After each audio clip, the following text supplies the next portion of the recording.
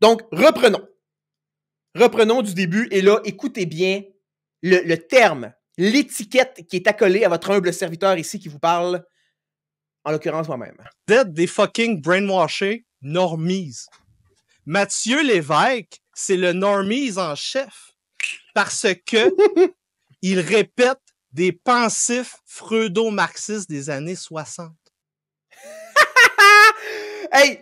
Donc là, on est tous brainwashés. Ça vous inclut tous. Troll des montagnes, ceux que je vois dans les commentaires, Yannick, Alexandre, Bouchard, brainwashés! Steven! On vous a lavé le cerveau, les gars! À l'autre, Javel, tabarnak. Et moi, je suis le normie en chef. Et là, si je comprends bien, c'est que je suis un normie parce que je me réclame du test de personnalité Myers-Briggs. Ça, c'est si vous avez le contexte plus large de la conversation, c'est de ça qu'il parlait. Donc, puisque je me sers de cet outil-là, le Myers-Briggs, plus communément appelé le MBTI, qui, selon Rushdie, remonterait à Freud et à Marx. Oubliez Carl Jung, là. Oubliez Carl Jung, puis genre les mères et filles Myers-Briggs, là. Parce que Myers-Briggs, c'est une mère et sa fille qui ont fait ce test-là, là. Et ils se sont inspirés de Jung. Mais là, oubliez tout ça, là.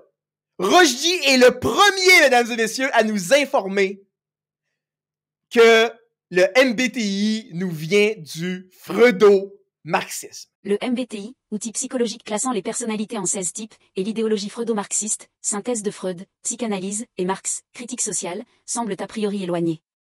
Le premier est descriptif et pragmatique, inspiré de Jung, tandis que le second, porté par des penseurs comme Marcuse, analyse les liens entre oppression sociale et psyché. Un rapprochement est possible, on pourrait examiner si certains types MBTI reflètent des conditions socio-économiques, capitalisme favorisant des profils efficaces, ou des répressions inconscientes, ou critiquer le MBTI comme outil d'intégration au système. Cependant, leurs objectifs divergent, le MBTI ne théorise pas les origines de la personnalité, contrairement au freudo-marxisme, qui vise l'émancipation. Un tel lien reste donc spéculatif, mais pas incorrect s'il s'agit d'une réflexion créative. Les différences fondamentales limitent toutefois une compatibilité naturelle. Et je suis le normie en chef parce que je me sers de cet outil-là pour faire sens du monde autour de moi.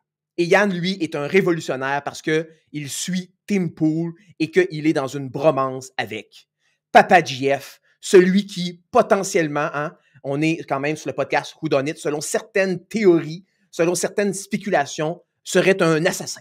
Il aurait tué sa femme, Mama GF.